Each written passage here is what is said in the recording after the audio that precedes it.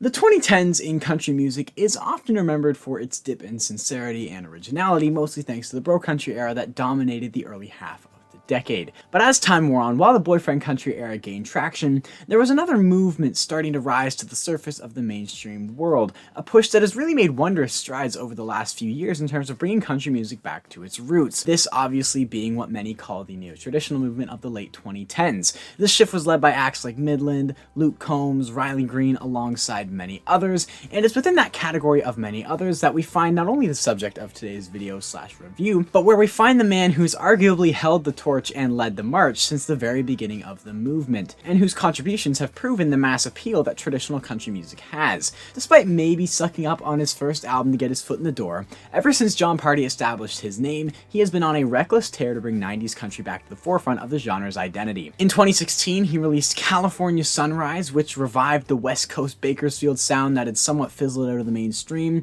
The album spawned classics like Head Over Boots, Heartache on the Dance Floor, Dirt on My Boots, as well as many other album cuts stronger than a lot of people's singles, like Can't Turn You Down, the title track, as well as my favorite, She Ain't In It, which was actually released as a single, but unfortunately it didn't do that well, so it was quickly substituted. Don't wanna hear her name, I don't want. California Sunrise had such a deep track list that Jon rode that album out for over 3 years whilst never missing a step, thanks to the lasting hits that album spawned. But finally it came time for Jon to follow that record up, and he did so at the perfect time with the perfect album. 2019 was when the neo-traditional movement went from gaining steam to truly dominating the genre, thanks to artists like Luke Combs, who was destroying every record ever established. George Strait was back on the radio and charts with his new album. Midland was receiving justified success for their fantastic single Mr. Lonely.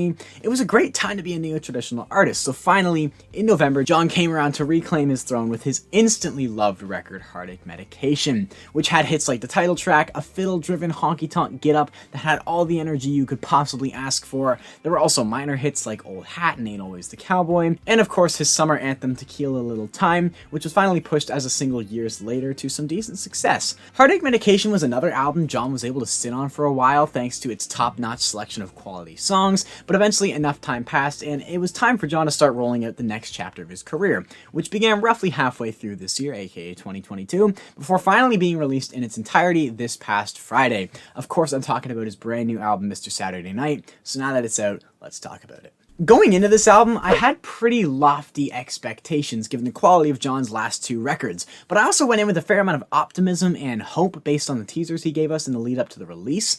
Although songs like Last Night Lonely and Long Neck Way to Go with Midland took their time to grow on me, the opening duo, the title track Mr. Saturday Night and Fill Her Up, were more than enough for me to get overly excited for what Jon was going to put forth on this new album. And although Mr. Saturday Night had its moments that didn't particularly wow me or hold a candle to his previous work, they're more than triumphed by the highlights, which are constant from the very front to the very back of this album. I think Jon said it best in the little celebration video he posted the night of the album's release. It's nothing new. It's not like Jon is opening up a side of him we've never seen before. It's just another helping of really good music. Mr. Saturday Night, just like Heartache Medication, is very centered around the honky-tonk lifestyle.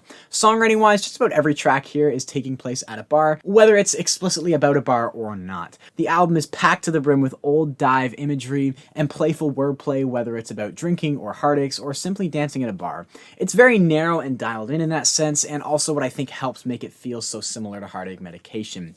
Lyrically, while there definitely are some clever moments, for the most part, the songwriting of this album gets by on charm more than it leaves you in awe or thinking deeper about what you just heard. For the most part, these songs are simple and easy to follow along with. Their structure is very predictable and appealing, especially to a more casual listener, but I think that's what makes Jon Pardi's brand so special and appealing. He's found this sweet spot of making music standard enough to hook a more casual listener, while balancing more basic elements with instrumentals and production tasteful and detailed enough to cater to a more hardcore fan base. He's become one of those guys that seems to be just as loved by both the mainstream and independent fan bases, and I think that in and of itself is an accomplishment that speaks to the brilliance of his work. Like, honestly, I'm still yet to talk to someone who openly truly dislikes Jon Pardi. The closest I've heard is when some people say that his nasally voice isn't for them, but even those people have still appreciated the quality of his music, they just acknowledge certain parts aren't their cup of tea. As for the musical side of things, Mr. Saturday Night is just as lush and prolific as anything Jon Pardi has put out to date.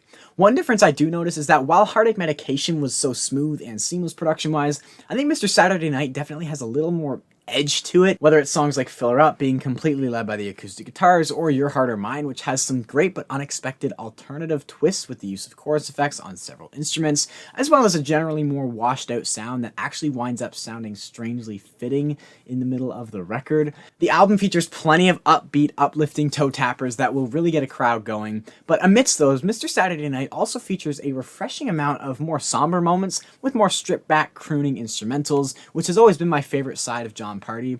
Although I have absolutely no problem jamming along to his rockier or quicker cuts, I've always clung to his softer songs, whether that be She Ain't In It from California Sunrise, Don't Blame It on Whiskey, or Just Like Old Times from Heartache Medication. It's those softer moments, often accompanied by some blues, steel, and fiddle, that I've always loved the most, and like I said, I was pleased with how much of that we got on this new album. Songs like Neon Light Speed, Neon light speed, slow. Rain Check, Tonight I just wanna wait. The Day I Stopped Dancing, When 7 Spanish angels come to and of course the absurd closer Reverse Cowgirl, which I will talk more about later. disappearing down that interstate. This record does a great job of hitting every mood and ticking every stylistic box while maintaining a cohesive feel and good balance. Not only is there something for everyone on this record, but there's an equal amount for each party. Some personal favorites of mine would have to include the title track, which has one of the more clever concepts Jon has put forth recently, with the whole wordplay of Mr. Saturday Night, but they don't know how much he missed her Saturday night, as well as just a chef's kiss tier build on the instrumental front. It's just overflowing with tasteful additions from the pianos, guitars, fiddles, everything you could possibly imagine. Across this album, Jon really fills the instrumental palette with just about everything but the kitchen sink. Some other favorites, Fill Her Up, I've talked about numerous times on the channel before. I absolutely love it and think it's one of Jon Pardi's best honky-tonk tunes. Neon Light Speed may have the best melody on top of one of the most fitting chord progressions.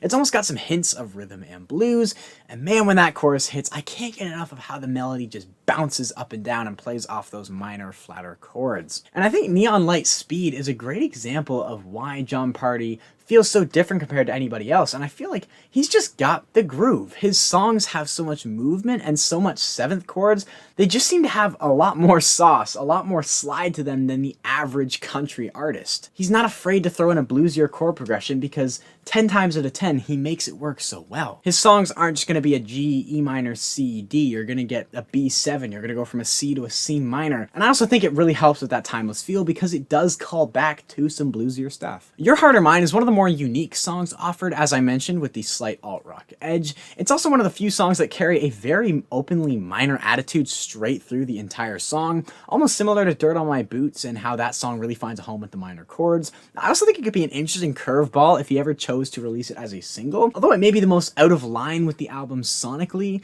it's just got that X factor that I think could really turn some heads. Santa Cruz is a really well executed summer anthem reminiscent of something like Talladega, but just with Jon's tropical coastal twist on it. Rain Check is undoubtedly in the running for my favorite of them all. It's another sadder, fiddle-led heartache ballad that sees Jon turning away this girl at a bar, not because there's anything wrong with her, but tonight he just wants to sit and be alone, and I think that's something we can all relate to a little bit. Like, come on now, just give the man his space. It's so pretty yet deflating. My favorite Jon Pardi sound paired with some classic country heartache. What could possibly be a better combination? The Day I Stopped Dancing and Smokin' a Doobie are both just really top-notch Jon Pardi songs in their own regard. Smokin' a Doobie is also probably the most fun to sing along to, with Jon rhyming words like doobie and Guadalupe, which is so stupid and hilarious that both the comedy and stupidity endlessly complement each other. There's also one line in the chorus where Jon forgets that he's English and says, "It's adios trabeos uno más cerveza." I'm sure I just pissed off every Spanish viewer, but I apologize. But it's that kind of willingness to be fun that I think is another reason Jon Pardi is such a fan favorite. Then of course there is the strange closer, Reverse Cowgirl, which genuinely infuriates me because the song itself is so pretty. The melody, the instrumental, it's perfect for a song about pleading with a girl to stay, especially right at the end of the album, but then he just chooses to be a complete troll. Like, but not even enough to the point where the whole song is a meme, because if you just hear this song and aren't paying direct attention, you're probably sitting there loving the song, craving more, but then when you listen back and listen closer, it just ruins the whole vibe, because you're like, wait, I can't seriously listen to this song. It just ruined a perfect heartache song, but That's just what Jon Pardi does. I guess when you're that good at making sad songs, you can afford to troll on one every now and then. But on a serious note, for as stupid and funny as the song is, I don't really like it at the end. Because musically, sure, it does draw the album to a really nice close, but conceptually, rather than feeling like credits rolling as the car drives off into the sunset horizon, you're sort of there chuckling and confused at the satirical ending, which is probably how Jon wanted the album to end. I mean, he's a pretty lighthearted guy. He probably wants to send you off with a chuckle and a grin, but me personally, I like when everything comes to a fitting, satisfying end, so in that case, I'd probably switch the positions, no pun intended, of Rain Check and Reverse Cowgirl, because I think Reverse Cowgirl coming after a song with Midland makes a lot of sense. Meanwhile, Rain Check, I think, would have been as good of a closer as you can get. But yeah, overall, I thought this was a really strong album from Jon. Criticisms are truly hard to come by. I think this album is a perfect reminder of why we love Jon Pardi as much as we do. Do I think it's as good as Heartache Medication? No, but that speaks more to the quality of Heartache Medication rather than Mr. Saturday Night. It's not that Mr. Saturday Night is mid or bad or anything in that realm at all. It's just I still think Heartache Medication edges it out, but who knows, maybe my mind will slightly change with time. Rating-wise, feeling very good about this one, as you can probably tell. Gonna give this one an 8 on the dot, and that is all I've got for you guys today. Be sure to let me know what you thought of this album in the comments below. I know a lot of you guys were excited for it, so I'd love to get some conversation going down there. Also down below, there is a link to my Patreon if you'd like to support me financially. That'd be greatly appreciated, as well as my Discord and Instagram, where you can catch up with myself and everyone here. It's a great community we've got going there. If you enjoyed this video, a like really does help me out, and if you're new to the channel, maybe consider subscribing for some more country music content. I think that's everything I need to say, so until next time, I hope you guys have a fantastic day.